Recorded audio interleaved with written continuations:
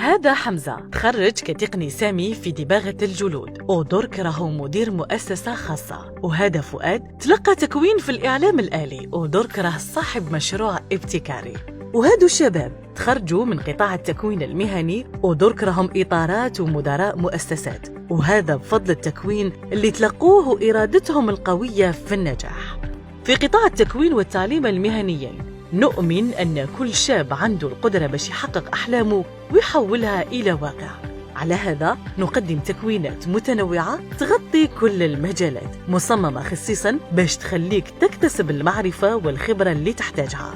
هذه التكوينات راح تمكنك من الدخول لسوق العمل بثقة واستعداد، أو حتى بدء مشروعك الخاص والنجاح فيه. دورة التكوين 2023 تمتاز بتخصصات جديدة تواكب أحدث التقنيات والابتكارات في العالم. النجاح في الحياة ماهوش مجرد حلم، إنما هو واقع تقدر تحققه عبر التعلم والاستثمار في ذاتك. ما تنساش، المستقبل اصنعه بنفسك اليوم، فالفرص متاحة أمامك، ونحن هنا لمساعدتك في الوصول إلى قمة نجاحك.